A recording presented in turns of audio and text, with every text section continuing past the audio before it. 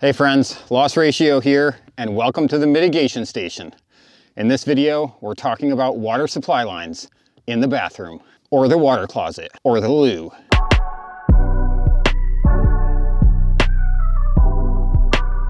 In most modern homes, like mine here in northern Michigan, we have the luxury of tens of thousands of gallons of water in our plumbing system on demand and ready to enjoy at any given moment. We take hot showers and wash the dishes and flush the toilet without giving it a second thought. The water is always there and available. The average home has around 40 to 60 pounds of water pressure, meaning that in 1 minute, 6 to 12 gallons of water can be released. And when that water exits your home appropriately through the drains and into the septic or sewer system, it's a beautiful thing. And as anyone in insurance claims can tell you, when water enters the home where it's not supposed to and does not exit as it is supposed to, it is less than beautiful. And in any given home, any given plumbing system, there are some very common points of failure that lead to what the industry calls non-weather water losses. This means water damage caused to the interior of a home or structure, and that water is originating from within the plumbing system of the home. In the insurance world, these non-weather water claims are a huge deal and increasing in frequency and severity. These non-weather water losses and the associated claims add up to hundreds of millions of dollars annually and ultimately result in higher premiums for everyone. But here's the good news. There is plenty of claims data out there now for us to be able to pinpoint the most common points of plumbing system failure and mitigate that risk, greatly reducing the number of these claims from ever happening in the first place. So we're going to take a couple minutes and mitigate one of these high-risk failure points right here in my house. So let's head to the master bathroom.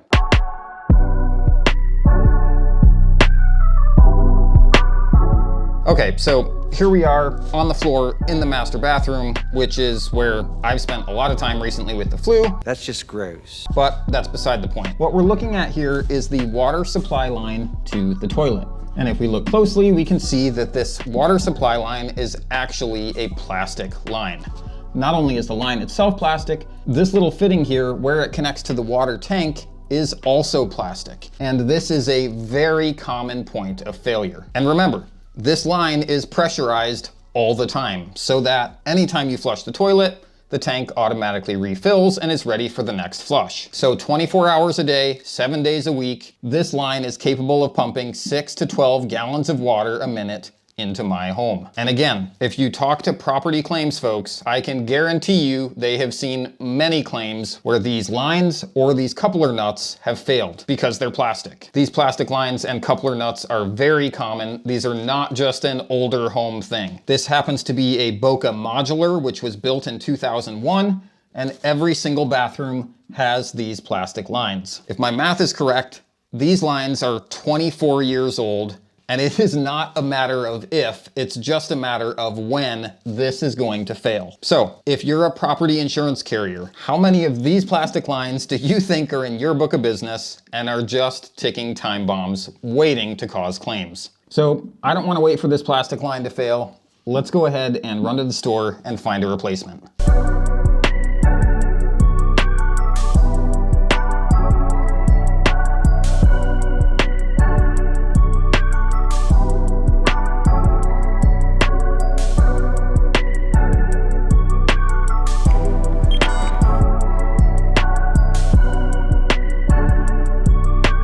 Okay, we're back. We've got our polymer braid replacement. And again, this one has the metal coupler, not the plastic coupler. These plastic couplers are very common, even on steel or polymer braided hoses. Personally, I like the metal.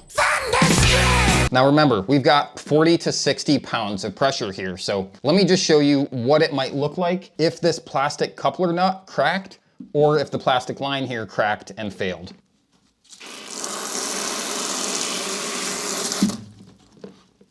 Yeah, that is a lot of water pressure.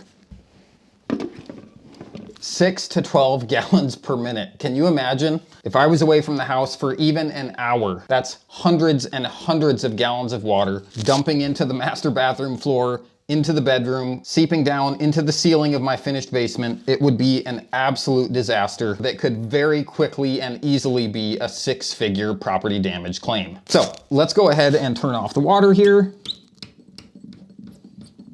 And now we can safely replace this plastic line with our new polymer braided line to give me and my insurer more peace of mind. So the water's turned off. We'll spin off this plastic nut. It's just got a compression fitting there. We are gonna get a little bit of water, so we'll just catch that here. Now we'll grab our crescent wrench and we'll loosen our nut here on the bottom. So here's our old plastic line. This was a ticking time bomb. And here's our new polymer line. We'll go ahead and connect the bottom here first. Get this tightened up. Then we'll bring it up here and get this screwed on. And there you have it. We've now successfully mitigated our water supply line risk. I'm gonna go ahead and turn the water back on.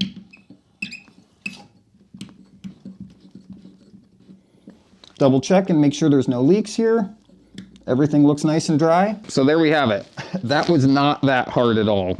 A few bucks and a few minutes, and we have greatly reduced the risk of experiencing a non-weather water loss because of a very old and potentially brittle water supply line. So I'll wrap up by saying this. If you are a property insurer, again, I ask the question, how many of these old unmitigated water supply lines do you have in your book of business? And there is a way to know. I'd be remiss in not mentioning that through our self-inspection app and platform, we have literally hundreds of thousands of policyholders that are verifying the type and condition of their water supply lines. They're being educated on what this is, why it's important, and how quickly and easily they can mitigate this risk. So that's it for now. Thanks so much for watching. If you have questions or thoughts, drop them in the comments below. And I'm gonna go replace a few more water lines.